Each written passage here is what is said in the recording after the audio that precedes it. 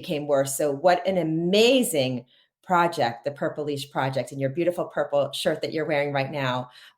What a great thing. So they're providing resources to make domestic violence shelters pet friendly, allowing pets and people to heal together. It's a beautiful thing, and we will put that out there.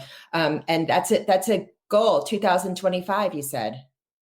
Yes, 2025, 25% of the shelters in the country becoming equipped to not only take survivors of domestic violence, but their pets as well. And I'm a pet owner. The last campaign we had with the Purple Leash Project actually featured my beloved pet, Maylove. I had her for over a decade. She moved from Chicago to New York with me and was at my side when I first learned I was having my son. And so I know what pets mean. It doesn't matter if it's a bird or cat, a ferret, whatever it is, it's the unconditional love that they offer us. And so for me to partner with Purina and the Purple Leash Project, it really touches my heart in such a deep way. When my sister passed away, I've been very open Very, very about sorry about her. that. Thank you. Very And sorry, yes.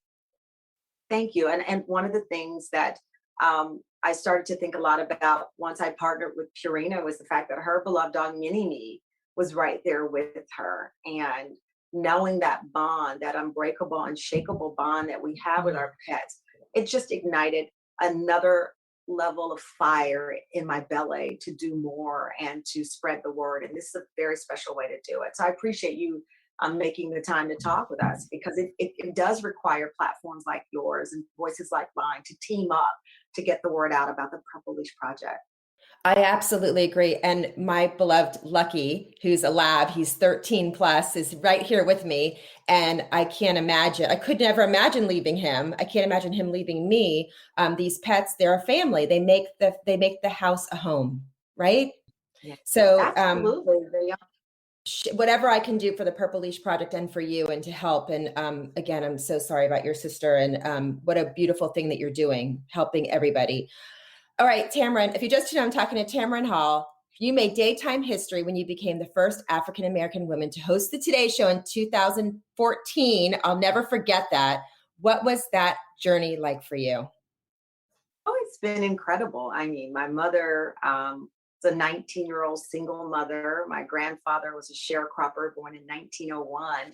And they both poured unconditional love inside of me and told me I could do anything. Everything that I try to tell my son today, everything that I'm sure the parents who are listening tell their children every day. So to have a goal like that accomplished, something that, my grandfather never could have ever imagined, and certainly not even myself, it was phenomenal. But what was even more phenomenal from that experience, it gave me the skills and the drive to push through and create this talk show that I have, the Tamron Hall Show.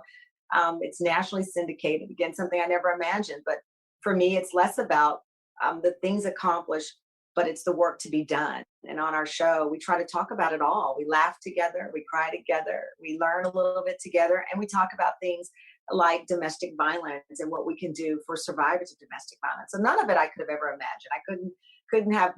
There's no script for this, but I'm grateful to have the platform and the opportunity and this special place in TV that I can share these types of stories. And again, there's not shows like the ones I worked on until you. And I think the reason that people trust you so much is because, as I'm seeing today, meeting you for the first time, and I can't believe it's the first time, that you are such a real down-to-earth person with real experiences and real life things, and you're bringing that to television. And I think that's the bond that people have with you, because just looking at you right now, I feel like I could be your best friend, because Yes. you bring that out. You bring that out in everything that you do and in every show that you do. What did you learn from the first season and from the journey of starting the show? Wow, there's so many lessons I learned. Listen, we were only on air maybe 4 months before the pandemic happened. And we went from, a live studio audience in this beautiful facility to me doing my show from my kitchen. Like so many other people, the pivot was one that we couldn't have ever seen coming. Someone asked me the other day, like, could you imagine, like, if I could have imagined, I would have won the lottery or something like that. None of us could have imagined it. But I think what the show has taught me, and what I'm sure all of us in reflection, looking back these past 14 months, we are all far more resilient than we could have ever imagined. You know, I had a 9-month-old child when this started. He's now 2 years old and he's thriving. And we're just now, you know, spending grandma time in person. I'm vaccinated. My family members are vaccinated. And I think that this time last year, I remember Wendy watching television and doing the show, crying, watching the lines of people just hoping to get a test. Remember that? You know, that was only a year ago, just hoping to get a test, or the lines and lines of people. There was a shot that I saw in the news. I think it was in Florida, but the line stretched down the freeway, people trying to get food and all. And so, you know, from where we've come from to where we are now, and we know that we still have more to do. It's just also imaginable. So when I look at the show, I look at it under the lens of professional and personal, because we were all going through this. And I learned so much, but the most important thing I've learned is the story of resilience in all of us. I could never have imagined it. Never either. I would love to spend more time with you. I will spend hours with you. Thank you so much. And the Purple Leash Project, we will put that out there by Purina. It's National Pet Month. So we're going to all get involved in this project and help you and help everybody out there that needs it. Thank you so much. Give your fur baby a big hug from me. Give your little fur baby who's there with you a big hug from me. And the Purple Leash might be on the way. Yes. Thank you so much. Thanks for joining me. Take good care.